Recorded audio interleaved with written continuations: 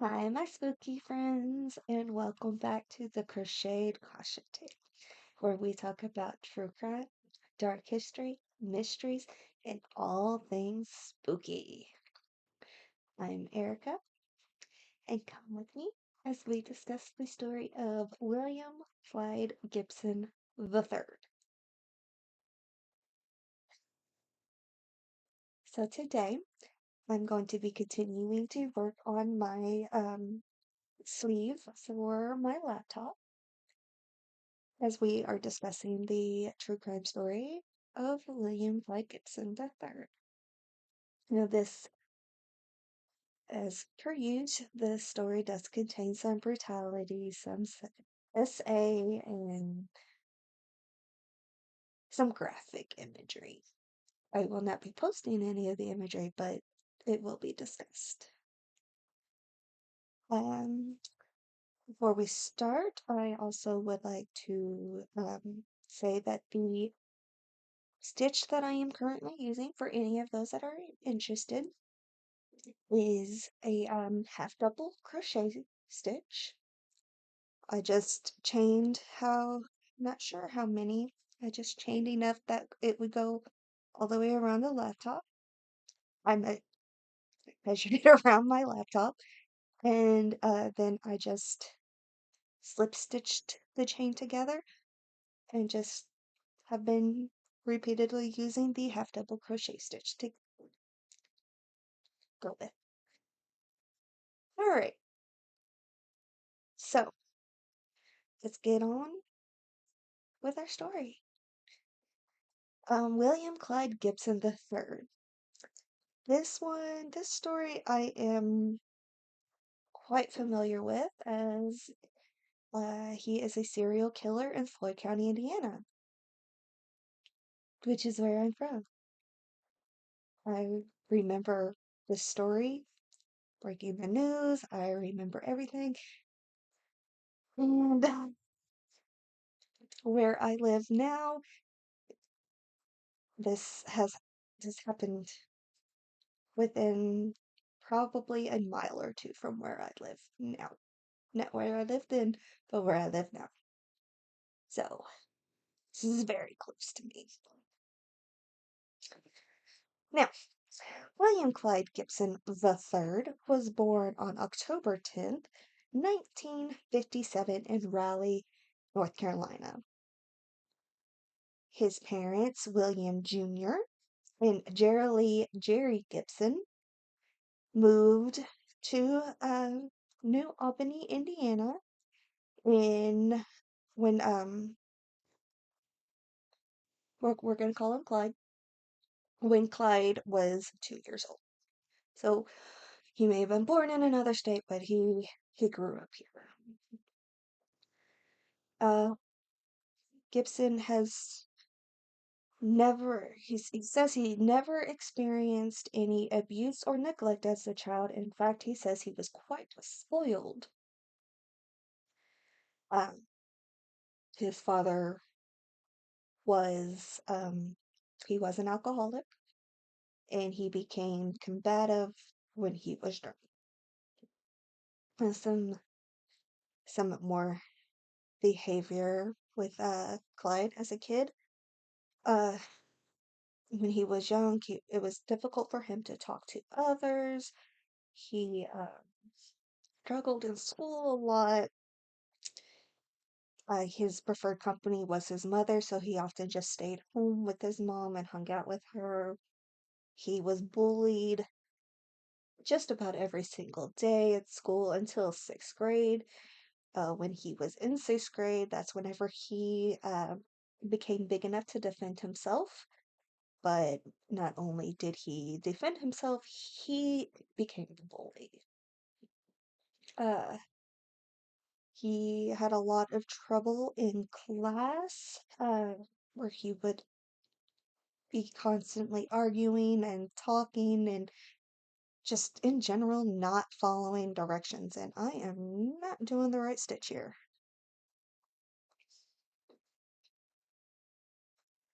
So he wouldn't follow directions, and he got in trouble for talking a lot, which is kind of weird since he found it difficult to talk to others. But he,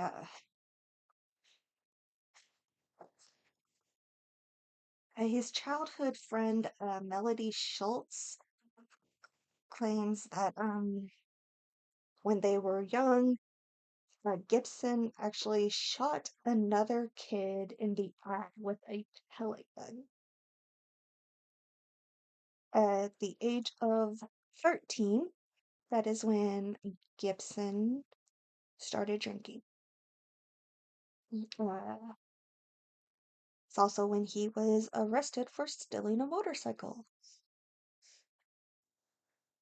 Now, with his difficulties in school, Gibson did end up dropping out, and that's when he started committing even more petty crimes, like drunk driving and crashing cars. Uh, when he was old enough, he enlisted in the army. Um, he ended up being stationed in West Germany as a mechanic, and this was during the Cold War, so there was West Germany and East Germany. So he was stationed in West Germany as a mechanic. He was actually awarded many badges for marksmanship and grenadiers. While he was in the army, he developed multiple drug addictions. He started drinking when he was 13, so he was already an alcoholic, and he got addicted to, he started using heroin, cocaine, and LSD mixed with the alcohol. In 1979, he was dishonorably discharged because he stole a car. He stole a car in the army and got dishonorably discharged. He was sentenced for to 1 year in prison at Fort Leavenworth. While he was in prison this first time, he did try to, words are difficult. He attempted suicide by slitting his wrist. He survived. Um, when he was released, he married an artist in January of 1980. His wife was diagnosed with infertility, and that is whenever he stepped up usage of drugs and substances. He allegedly would smoke more than 20 cans of marijuana a day. That I couldn't find much more information on that, but I've never heard of it called cans of marijuana. I'm still not quite sure how that one works. But that's says allegedly smoked more than 20 cans of marijuana in one day. Uh, now, Clyde committed a multitude of crimes. On January 26, 1991, he backed his truck up and collided with another vehicle. He quickly fled the scene as soon as he heard that the police were called. And actually, no, the police were already there and they were assessing the damage, and that's when Clyde skedoodled. Just left this thing. Scene. And this resulted in a high-speed chase where Clyde collided with yet another vehicle. The other driver in this one ended up with 8 broken ribs, and Gibson had to get multiple stitches to his noggin. 8 months later, he was charged with a burglary. Words. Words. 8 months later, he was charged with burglary and sexual assault. He assaulted a 21-year-old woman in a phone booth in Louisville, Kentucky, which, for those of you that don't know, Louisville, Kentucky is directly across the bridge from Floyd County, Indiana. So, he assaulted a 21-year-old in a phone booth in Louisville. Um, at his trial, his attorney claimed he was mentally ill and requested a mm, performance evaluation. This would be a repeated situation. Uh, Now, he was evaluated by psychologist J. Robert Noonan, and he had found that Gibson had the IQ of 79, which is very low, I think. Um, and Gibson refused to take responsibility for his actions. No, it was the alcohol. I didn't do anything. It was the alcohol. It's not an excuse. You know what's right and wrong. That's the whole point of the evaluation is determine what is if you know what is right and wrong. Saying that it's alcohol, you know that it's wrong. Oh. But he said that the alcohol and the mental illness impaired his judgment, which though that could definitely impair your judgment, but you still. So psychologists concluded that he was of sound enough mind to stand trial. He was sentenced to 7 years in prison at Luther Roquette Correctional Institute in LaGrange, Kentucky. Uh, while he was in prison, his wife did end up divorcing him.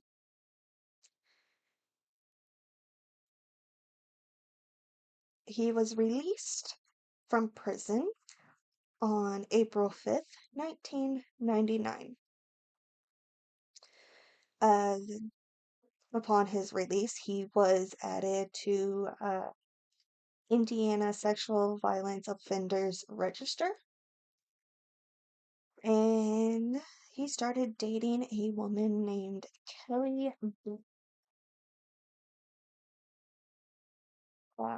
His relationship only lasted a year, and Bailey ended up filing a police report saying that Gibson sabotaged her car while delivering newspapers. He would beat her and he stabbed her and no, sorry, no stabbing. No. He beat her and then stole her keys and fled. Uh, this case was considered plausible due to the scars on her face, but there was a lack of actual evidence to support it. Uh, so, but later that year, he was arrested for stealing a Harley Davidson, not a motorcycle. With this, he was sentenced to 3 years in prison. And he spent half of that time at Madison State Hospital in Madison, Indiana. And Madison is not too far away from Floyd County. Um, while he was at Madison State Hospital, his substance addiction grew even more. Uh, the hospital staff would say that he was not interested in any form of treatment Um, Two psychiatrists would diagnose him as with bipolar disorder, and they prescribed him Seroquel. However, he was still not showing any signs of mental illness or disorder. He was still able to tell what was right, what was wrong. Uh, After he left the hospital, he served the rest of his term at Floyd County Jail. He was released on March 12th, 2002. In October, on October 10th, 2002, Clyde was drinking at a bar in Jeffersonville, Indiana. Again, hop, skip, and a jump away from Floyd County. Here he met Karen Sue Hodella, who is 40 years old. She was not a native to Indiana. She was a hairdresser from Port Orange, Florida. And she was just in town visiting her boyfriend. And they were, Gibson and Karen left the bar together. Shouldn't like, I'm here moving to visit my boyfriend and I'm gonna leave a bar with another man, but no judge. Uh, they went to an apartment complex in New Albany, uh, where they ended up having an altercation over Clyde allegedly stealing some prescription drugs from Karen. Uh, Clyde ended up punching Hodella in the face in anger. He then stabbed her in the throat multiple times, to which did end up killing her. Um, then Clyde just put her in the car and just drove around with her in the car, her dead body in the car. Um, he ended up going to Clarksville, Indiana. Again, hop, skip, and a jump away. Where he ended up jumping the body off near the river, near the Ohio River. Uh, to show, to mark this moment in Gibson's history, he decided that he was going to get a tattoo on his lower right arm with the date of Karen's murder with a knife.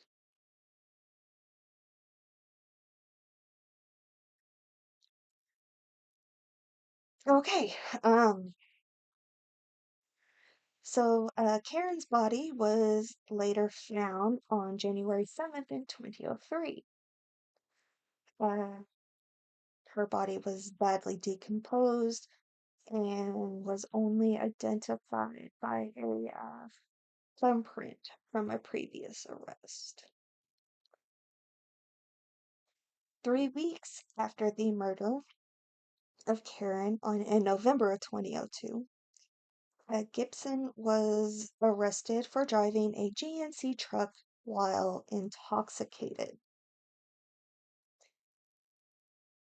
He went through 4 days of withdrawal, seen by prison psychiatrist Dr. Daniel Howerton. My stitches are not coming out right. There we go. Gibson complained of frequent headaches, stomach aches, insomnia, and hypochondria.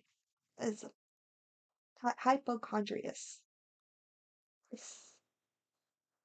Um, Howerton said that Clyde had mild anxiety and said that he had signs of antisocial behavior. You don't say. You don't say. but he did declare that he was sane. In May of 2003, Gibson sued the prison authorities for being wrongfully denied access to his cerebral and being held in poor conditions. The federal judge dismissed the lawsuit as frivolous. Words are so hard for me today. I don't know why. Um, so let's go to February of 2006, where Gibson's petty crimes continued, and he stole a wallet and $300 from a woman he knew. Gibson was arrested and served 3 year sentence. Another 3 year sentence. This man served a lot of prison time. Independence Day of 2009 is when he was released from prison this time around. Um, he was seemingly rehabilitated. He found a job at CNC Hardware Flooring Company in Borden, Indiana, and described as a hard worker. He he attended a local interdenominational Power of the Cross church. Um, he made paper mache dolls, and he was regarded by friends and family as he was somewhat highly regarded because he was helping his sick mother. Um, Now, he attended this church for a few years, and he ended up leaving the church in August of 2011 whenever his mother had to go to a nursing home. His mother was very sick, and she ended up passing away on January 18th, 2012, at Floyd Memorial Hospital. And that was, I guess, the breaking point. So on March 24th of 2012, um, that is when he met Stephanie Marie Kirk at Uptown Bar in New Albany. It's a small hole in the wall bar. New Albany doesn't have that many um bars. They're small. Stephanie was 35 years old. Um, after one day of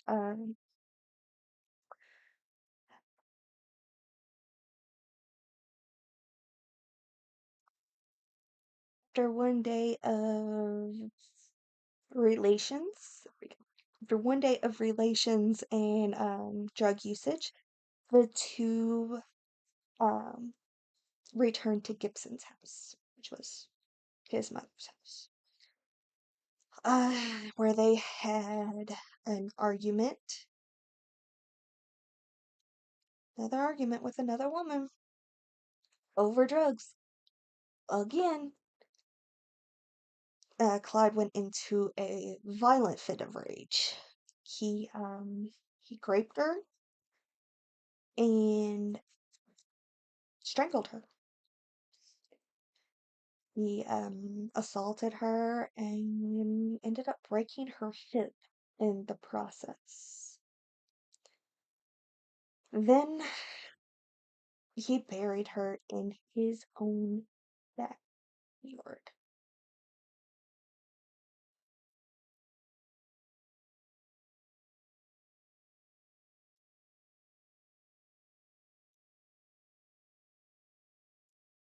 That was March 24th. On April 18th of 2012, Christine Wittes, 75 years old, woman who was a close, dear friend of Jerry, Gibson's mother, very close friend, visited Gibson to check on him, see how he was going on. She always supported him and often gave him money and helped him out.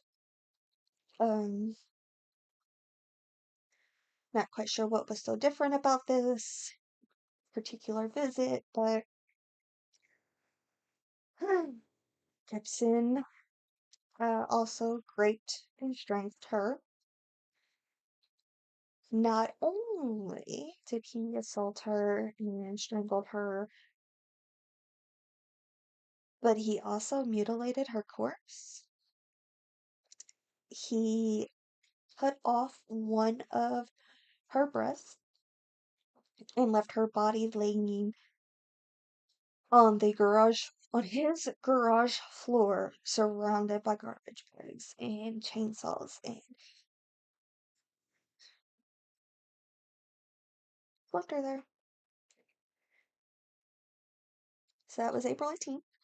On April 19th, um, one of Gibson's sisters arrived at the house because they needed to talk and settle out the division of their mother's estate, and Gibson wasn't home. So she was looked around the house for him, couldn't find him, so she went to the garage to see if he was in there. Uh, and that is when she found Christine's body. She immediately called the police upon finding the corpse, and Gibson was arrested later on, I believe that same day, for a DUI while driving Christine's car at the local Walmart that is a half a mile away from his house. Less than half a mile from his house. He was arrested. 5 days later, he was charged with Christine's death. And at this time, they did not know about Stephanie's murder. Uh, a few days after his being charged with Christine's death, he confessed to murdering Karen Hodella in 2002. And he took the police to where he had buried Stephanie in his backyard. Oh, that's quite cute.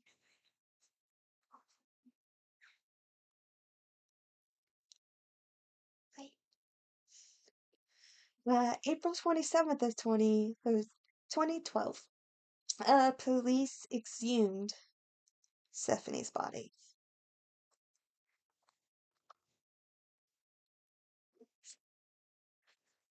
He was charged with Christine's murder, confessed to Karen's murder, and Stephanie's murder. So he had multiple trials. Trial one,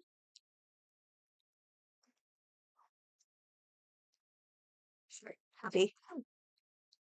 Um, Prosecutors made it clear that they were going for the death penalty. For the death penalty under Indiana law, prosecution has to prove beyond a reasonable doubt that at least one aggravating circumstance occurred during the murder. An aggravating circumstance includes crimes like rape, burglary, and arson. The aggravating circumstance for this would be he dismembered. He started to mismember Christine, and the assault. George Strabe, Gibson's lead defender, uh, tried to get the dismemberment dismissed as a possible aggravating circumstance because it's not well defined under Indiana law. um, mainly deals with murders where the body parts were removed for disposal. Stephen Owen, Floyd County's chief deputy prosecutor at the time, argued that the evidence will show that Gibson cut off one of Wittes's breasts and intended to dispose of at least some of the body parts. The body was found lying by the garbage bags, by a chainsaw. So it appeared that he was intending to further dismember. Floyd County Circuit Judge Susan Orth denied the defense's motion to dismiss the aggravating circumstance as well as motions to exclude the autopsy photo. Not really sure how that one would work. Like, how could you dismiss autopsy photos of a murder victim?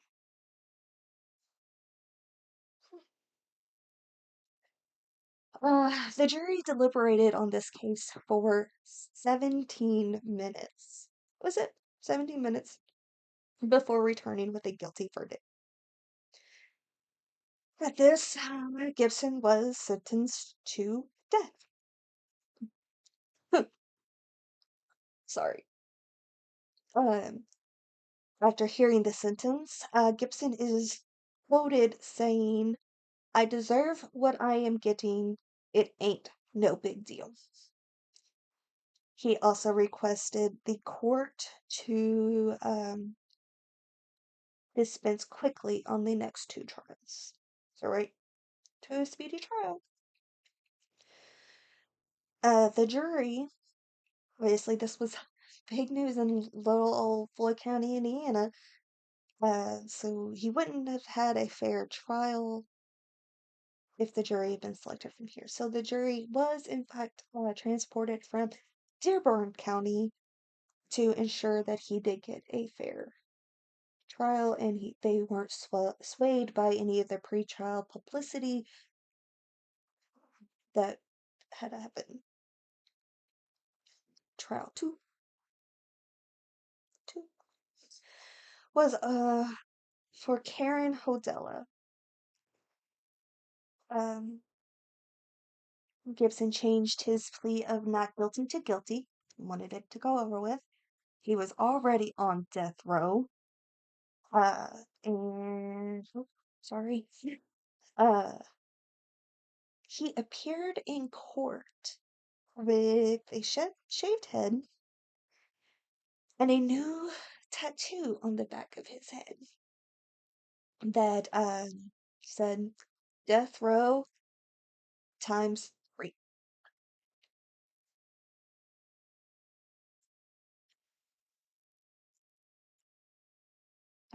Yeah. The judge ordered Gibson to not be allowed to get a haircut throughout the trial so that his new tattoo would not be visible to the jury before the third trial to not give the jury any prejudice against him. Again, wanting a fair trial. Gibson just didn't seem to care about that. Um, with the guilty plea, Gibson was sentenced to 65 years in prison. So at the moment, he has a death sentence and a 65-year in prison sentence. Then that brings us to trial 3 of Stephanie. Um,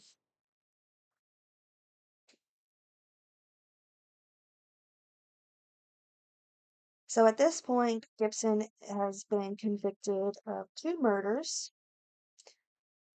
Um, and again, he went into court and pled guilty after the jury selection in Evansville. This jury selection was in Evansville. the the judge and attorneys and lawyers and everyone had been in Evansville doing the jury selection. And on the last day of jury selection, whenever they had just completed and figured out who the jury was going to consist of, that is when Gibson decided to change his plea from not guilty to guilty.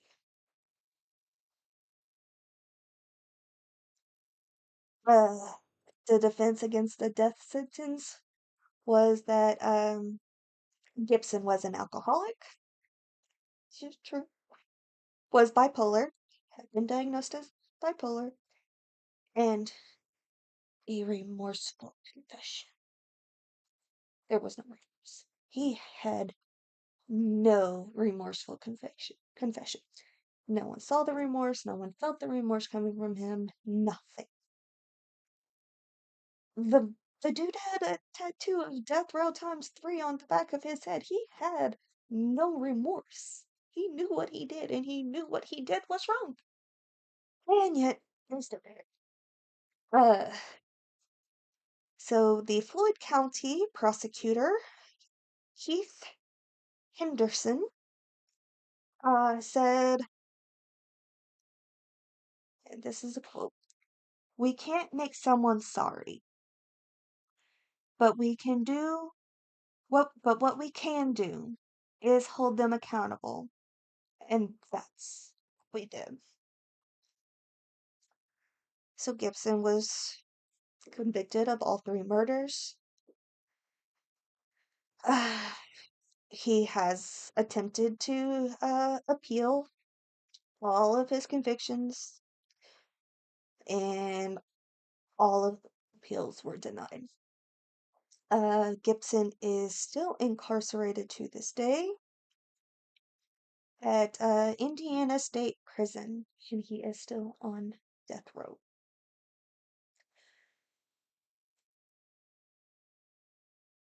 Honestly, whenever I had decided to do this one, I did not think I was going to find much information on him because it's a little New Albany murder. At the time I did not realize he had done so much. Um, I did find out a lot of information while researching the story that I was not aware of at the time. Uh, it's, it's just crazy. The man spent so many years in prison, and yet every time he was out, he just committed more and more crimes, and it was just like he just couldn't stop. But it was obvious that he could tell right from wrong. He knew what he was doing was wrong. Like I said, the tattoo, the, the tattoos. He got the tattoo of Karen, the date of Karen's murder, with a knife tattooed on his arm. He got tattoo of death row times 3 on the back of his head. He knew what he was doing, and he knew what he was doing was wrong. It just blows my mind that this happened in where I live, in this little county in Indiana.